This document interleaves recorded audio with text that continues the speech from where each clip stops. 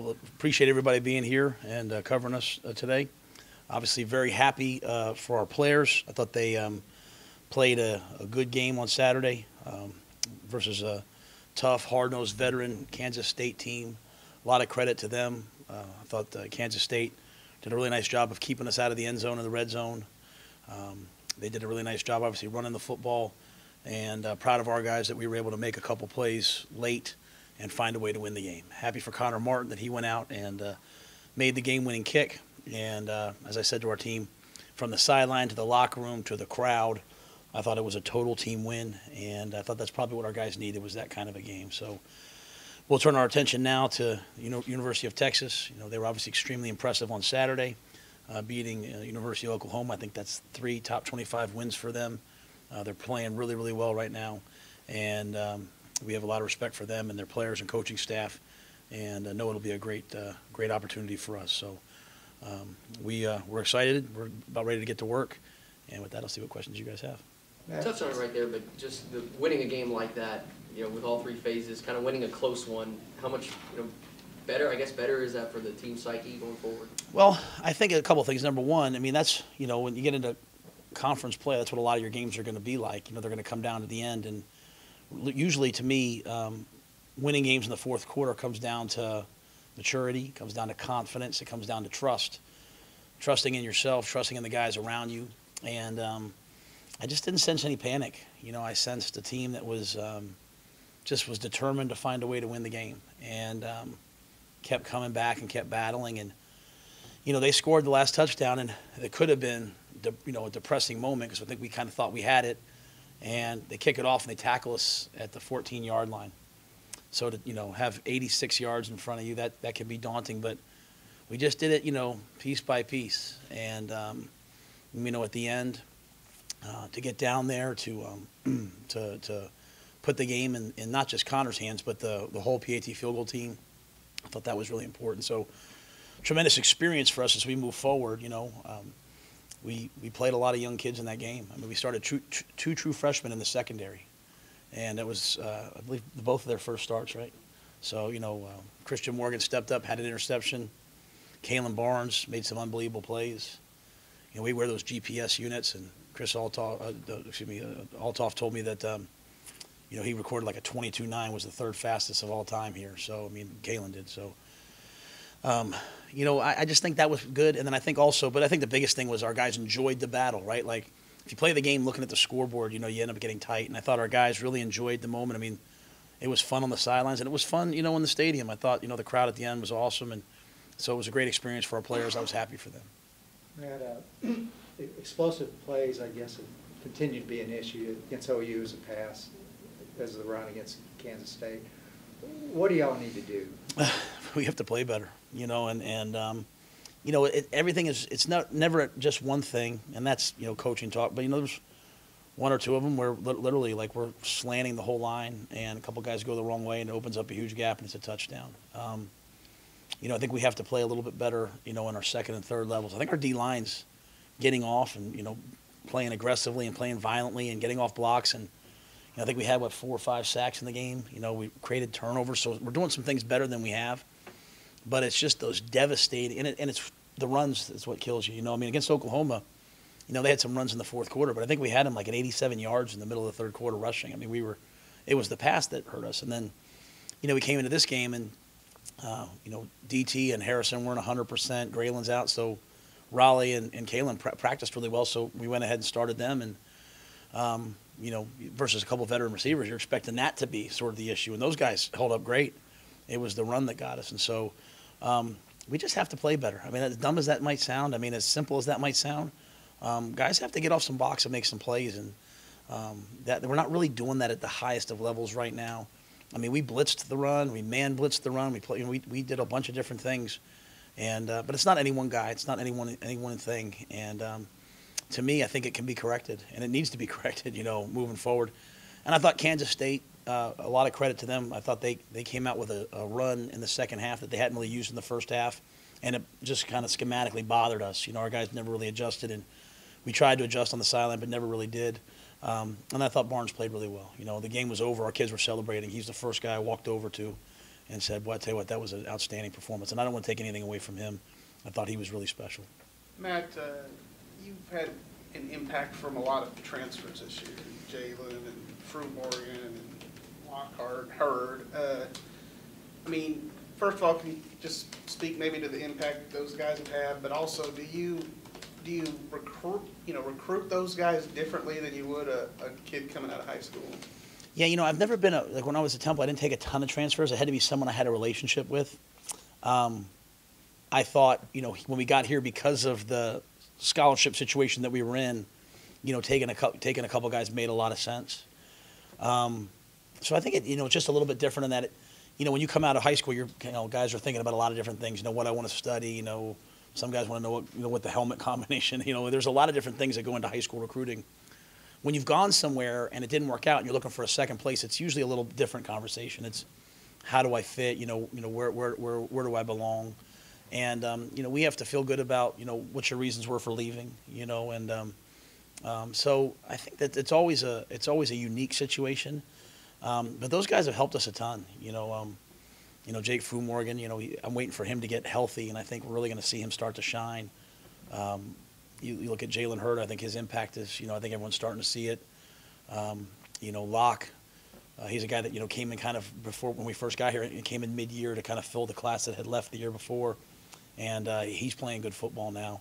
Christian Beard, came here and walked on and earned a scholarship. I mean, he started the first couple games when he was 100%, and he's done a great job for us. So there's a lot of impact of a lot of those guys. And then McClendon, I mean, he's a drop pass or two away from playing a lot more. I mean, he had his chances, and some guys didn't make some plays. But he's been an amazing teammate, and he's going to go play pro football, and hopefully this place helped him along the way. So those guys have been great for us. It's a unique roster situation. So people always ask me all these other things, like just what we've done roster-wise has been really just different. You don't see that very often, and so those guys really helped us make sure we had enough older guys to go along with all the young kids we brought in. When Connor's having a game like he was on Saturday, what's the line between psychology and mechanics that you have to kind of toe with him? When figuring out what it is he doing something wrong mechanically, or is he just got the yips that day? Yeah, and it's been a couple weeks now for him, So I mean, missed an extra point against Oklahoma, missed I think a kick the week before. I can't remember how everything has played out, right? But I mean, and really, a lot of times, just like with my golf swing, like your psychology affects your technique, and it affects your mechanics. And so, Connor's an elite kicker. At one point, we were putting out graphics. He was 5 for 5. He's an outstanding kicker. There's been times where he hasn't really, attacked the ball and got his plant foot down and, finished through the ball, where he's starting to kind of try to push it and hope that it goes in. And I don't think it's that simple. I mean, I think, even a couple of them, he said, hey, I felt good about it. But, I think sometimes, like at halftime, he needed to get a little bit out, right? I mean, like, you can say what you want now. That's affecting you. Like, I come in on Sundays, I meet with a lot of players. There's a lot of things going on in a lot of players' brains and hearts, and they all want so badly to do well, and they all want so badly to not let their teammates down, that when you do, you start to put a ton of pressure on yourself. And so I think at halftime he just had to settle down. And you know what? I probably didn't I kept putting him out there with like kicking 50-yarders. It wasn't like I was giving him layups, But I just wanted him to know, like, I mean, I tried one time, being nice. I tried one time saying, do you want me to put someone else in? I tried one time saying, you can do it, But I think at the end of the day, what was really cool was it was him. He had the look in his eye when he went out to kick that last field goal, like, I'm knocking this through. He kind of ran out there with purpose. And that's something he did. And, was there a kicker in the NFL this week that missed 5 or something like that? I saw that. Yeah, Mason Crosby, who's outstanding, right? So we're all going to have sort of those days. It's about having enough confidence and trust in yourself to just go back to the process of, what do I do? And I thought he did that when it mattered most. Coach, on the running back situation, first of all, Lovett's status, and second, what are you thinking about the Squirrel now? Lovett, he'll be good to go this week. I mean, we thought he'd be ready for the game, and at the last minute, just the doctors felt like, he hadn't fulfilled everything, and which is great. That's what's great about, having medical professionals handling concussions nowadays is that they tell you when someone's ready. Squirrel, I think it's kind of a week-to-week thing. I mean, I mean, what a burst he gave us, and not just on that last run, but the first run. And you know, we'll try to use him in spots, you know, and kind of make a decision as we go of, you know, are we going to use his year up or just try to play 4 games? But I thought, you know, what he gave us, you know, we have a lot of guys playing running back. You know, you run for 260 yards, you only have 100-yard tailback. I mean, Ebner did his thing. Jalen Hurd comes over kind of in the big packages and does his thing, and it was a great play by Squirrel. And really one of the best moments, you know, for me of that game was just seeing all the older guys celebrate with Squirrel. It was like they deeply, deeply respect him. And he's our scout team tailback, and he and Abram, and they hit him, and Squirrel just gets right back up and keeps playing. And so for him to have a chance in the game, I thought was really cool for our team. So I'm not really sure what his role will be this week, and we're hopeful that, you know, but hopefully we can find him something to do.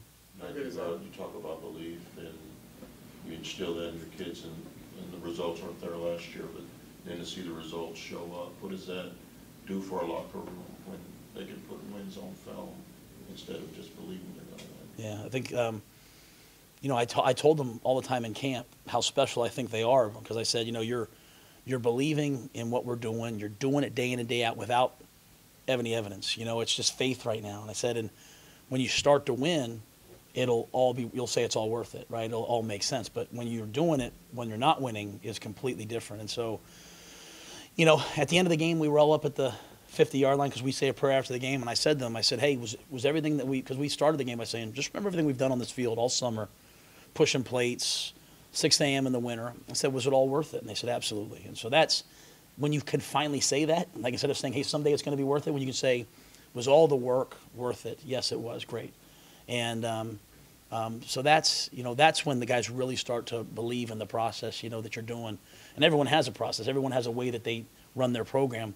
When they start to see the results, both team-wise in terms of wins, when they start to see it personally, when they realize they're playing better, and when they start to see guys go off to the NFL and come back and say, hey, we're prepared, that to me takes the program to the next level. So we're certainly a work in progress. But you hope that they believe you more. When I go in today and say, hey, guys, we're doing this well, we have to fix this. Now at least they know, hey, you know what, Coach has told us the truth when we were 0-6, 0-7. So hopefully he's telling us the truth now that we've won 4 games. Just briefly on the kicker situation, is it maybe the most unique position in football to where it you know, we see it a lot in the NFL that it seems like it is so mental and there's so much more than you know, just go out there and do your job?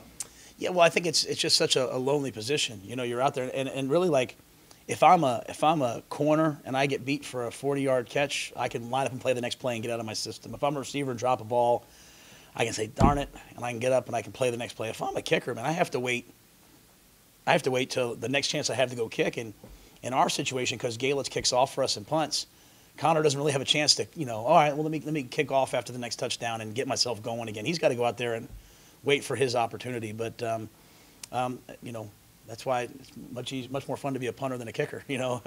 They have a bad punt and they just play defense. But like I said, Connor, I think we showed everybody was just how mentally tough he is and how ready, you know, how ready he is to help his team. You know, he stepped up when his team needed him. What do you see from Sam Ellinger? It seems like he's just gotten better as the year has gone on. Yeah, you know, we didn't have a chance to play against him last year. You know, we played against Shane, who I thought was outstanding in that game. He's a great quarterback in his own right. But you know, Sam's certainly a competitor. He brings a lot to the table in terms of his ability to run the football. I mean, you know, we played against Coach Herman and Coach Orlando and those guys when they were at Houston, and Greg Ward was just a difference maker in terms of his ability to run the football and how it opens up so many things. I think the thing for, you know, watching Sam, he can run the football in terms of, you know, if they have numbers, they run their quarterback sweeps and all those things. He can run zone read, keeps you off balance. He can scramble, look to throw. He can scramble and hurt you with his legs. And then he's extremely accurate. You know, he's throwing deep balls in a position to give guys, you know, he has big receivers and they take advantage of what they have. You know, they have 6'6", 6'5". They throw, you know, he throws it up. So I think he's playing really well, and he's playing in a system that seems very tailored for him and what he does. Man, you've had a history of it, but what did y'all see in Kalen that made you think this guy can play corner on this level? 10 flat. You know, I mean, we brought him here. I mean, he played receiver pretty much the first 3 weeks of camp. And I still hope someday he'll, you know, we wanted him to play both ways. He's just become a starter. because he's really an outstanding route runner. Now, we have a bunch of older receivers doing some great things. We have a bunch of young, talented receivers, and I think we got a chance to see what Fleeks could do. And I thought it was really cool. Here's Fleeks, Josh. He's a freshman, and they kick away from him, at the end of the game because he was pretty close to busting one. And so, between Fleeks and Taekwon as a true freshman and many more, we have a great young crop. So as we had some injuries at corner, we put Kalen over there. And he just has tremendous speed, and he's confident, and he'll be physical. And, he's learning as he goes, but the thing about I like about him is he loves to practice. He loves to compete. He's got a tremendous attitude and tremendous personality. And, when he made that play on the sideline, when they ran that little switch route and he ran down and knocked the ball away, those were the kind of plays, that our team needed. Our team needed to see other guys on our team going and making plays. And I thought that gave us confidence throughout the game, like, hey, we're making plays today. And that was a big-time play by Kalen. He didn't make the play, but that one where he sprints from the far side almost, is that one of those that you can show on film too? Yep. Because don't give up, that kind of thing? One of the things I always say is I don't ever want to see a guy on an opposing offense run in the end zone without us diving. Like, I don't, we had a play years ago, kid that's playing, was a converted receiver and hadn't had a lot of success, and moved him to corner, and he's having a heck of a pro career right now. He ran about 70 yards and laid out about 5 yards from the guy. And I remember getting a letter from this little kid in Ohio. It was like, I was watching this Friday night American Athletic Conference game. I saw and what it taught. This kid wrote me this letter, and I read it to the team. And to see Kalen do that, that's exactly how we want to play defense. Like, bad things are going to happen. Like, are you going to run even when you know you're not going to get the guy? Or are you going to kind of turn and point and make people think it was this guy? Or are you going to go and make the tackle? And to see him play like that, man, that really speaks to who he is, and that's why he was ready to start, and that's why I think he'll continue to get better as the year goes on. You guys went 10 of 17 in third down. How pleased were you that you guys were able to extend the drive over and over again? Yeah, I think we're leading the Big 12 right now in first downs. The last two games we've had a lot of yards, but haven't had a lot of explosive plays. People have tried to take away a lot of the deep balls and made us execute. And I thought, I think we had 33 first downs against Oklahoma and 38 on Saturday. And that, to me, that's a credit to our receivers. Those guys are making enough plays to keep the chains moving. And on third down, we're not doing a very good job right now of protecting the quarterback. I think we're like 7th in the conference in terms of giving up sacks. But when it mattered, I thought we made enough plays. And I think short yardage, putting Jalen in the backfield has really helped us extend drives. And I thought our receivers, all those guys have done a much better job. And so, 10 of 17 is a pretty good number. Anytime you're over 45%, you're doing pretty well. And that it takes a lot of things to get to that. You can't be in 3rd and 8 all the time, And I think one of the keys on Saturday was there weren't a ton of drops, and there weren't very many penalties. We had 2 penalties. And, I sat here last week and told you guys I think we're a disciplined team. I don't think we're doing anything everyone else isn't doing. And I thought that was the way college football should be on Saturday. There was 2 penalties for us, I think 3 or 4 for them. It was a pretty quiet game in terms of that. And that not being in 2nd and 15, not being in 3rd and 12 allows you to be successful on third down. And because we didn't beat ourselves, we were pretty manageable in terms of third down. Considering the fan extra hype from the fans, the media hype, the extra emotion that goes into a Texas OU week, is there any advantage to playing Texas the week after they've played Oklahoma? Oh, I don't know about that. I mean, they're just a really good team, and I think they've got to be really, really confident right now because they're playing well. Not confident because, of anything else other than they're playing good football. And they're playing a lot of young, guys too. Caden Stearns is a true freshman, and so every game he plays, he gets, I'm sure he gets more and more confident, better and better and better. And so, but they're a team that's clicking right now. You can see that they're kind of hitting on all cylinders. They had a punt return for a touchdown 2 weeks ago. So for them, it's offense, defense, and special teams. And so I'm sure they feel very good about where they are, as they should, because they're playing well. And I just think for us, like any week, we're going to completely focus on ourselves. The only chance you have to win big-time football games is to play well.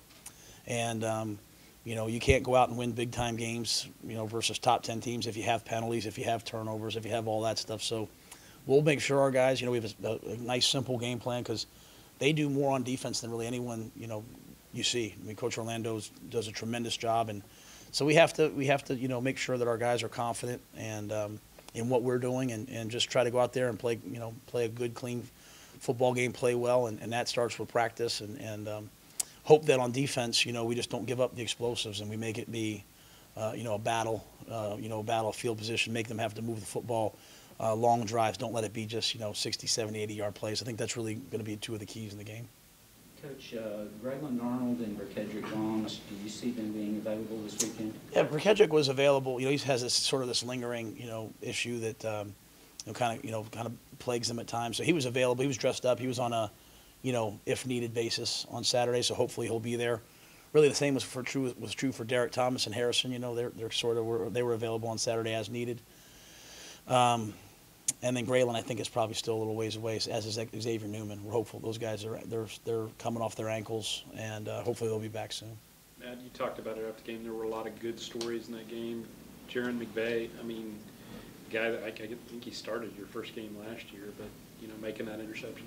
Yeah, well, Jaron's a guy. He a week ago, probably, I don't know if he even saw the field other than special teams, and to get out there and to play the routes right, to pick a ball off.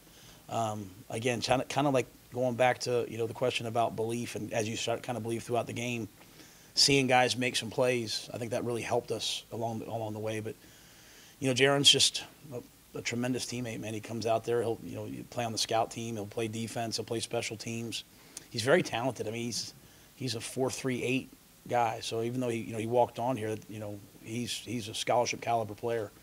And so I was excited for him. We haven't turned the ball over very much. I think we had 2 on the year so far, and so to get 3 on Saturday was big time, and glad that it was him. Matt, how good a trade is it for Charlie to have the kind of savvy he does out there, just dealing with things? Yeah, we were talking about quarterback before.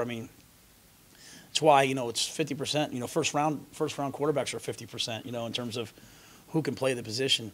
Lots of guys can throw. Lots of guys can, do different things. It really comes down to when things break down, when things go wrong, bad quarterbacks make a bad play worse. Good quarterbacks keep it the same, and great quarterbacks do special things in those, oh no moments, right? And I think that's been what Charlie's done. He's been under duress at times. Besides being extremely accurate, he gets outside the pocket and extends drives with his feet, finds check downs, and really doesn't make the crucial mistake. We had a pick on Saturday, which is really more just us kind of going to the well one time too many on a certain route. But he just has that, and I think it's his grandfather played quarterback, his father played quarterback, his brother played quarterback. I just think he's grown up seeing that. And when you're the quarterback, when things go well, everyone loves you, and when things don't go well, it's like you and the head coach, man. You're going to hear about it. And so I think his demeanor and his personality allows him to handle that. He doesn't get too high when things go well, and he doesn't get too low when things don't go well. And I don't think people realize just how fiery of a guy he really is. He doesn't say a lot, but he loves to compete, and he's got a toughness about him that I think makes everyone around him a little bit better. Matt, you've won 4 games. Do you think you can win 2 more and get to be a bowl well? I sure hope so. I really believe that we have the type of football team that if we play well, we'll have a chance to win every week, and if we don't play well, we'll have a chance to lose every week. And so when I tell our guys process, all I'm really telling them is completely become enamored, become just absolutely obsessed with playing well. And we have to stay healthy. We have to do a lot of different things. But if we play well, I think we'll have a chance in a lot of ball games. And, we didn't like the final score at the Oklahoma game. But, I was willing to send that message to our team. I onside kicked it. I went for it on 4th down. I didn't want to play it close. I wanted our team to understand that we're going to go out and try to win every game that we play. I don't care if we're playing the Green Bay Packers. We're going to try to win every game that we play. And I expect our guys to go out and find a way to win the game. I believe in our players. And so I believe our players, their best football is ahead of them. I think we're growing and learning. I think some of our older players have stepped up. We have a couple older guys that if they step up and we play a little bit better at some positions, we could have a really good team. And so, yeah, I'm confident we'll find a way somehow, some way. Talked about the quarterback different run game a little bit with what Herman likes to do. Or overall with this team, are you seeing kind of them start to do some of the things that made Herman successful at Houston when y'all went up against each other? Yeah, I mean, I think he's, they're very creative. They have a nice trick play package. They have a great vertical passing game. I mean, Tom and Coach Beck, I mean, they're very creative guys. And they're one of those offenses that takes advantage of what the defense gives them, right? If you give them numbers here, they'll run it here. If not, the quarterback will run it there. If not, they'll throw this RPO. So they're very well put together, and they were very well put together last year. I think they're playing really well up front on the offensive line. They have a physical tight end that can do a lot of different things. He can be a fullback, he can be a tight end, he can be a wide out. I think like anyone else, when they're running the football well, they become really hard to defend, and they're running the football well. So, we'll have our work cut out for us on defense, but that's every week, and so, but yeah, they're just doing a nice job and they have they have an offensive system, not just a package of plays.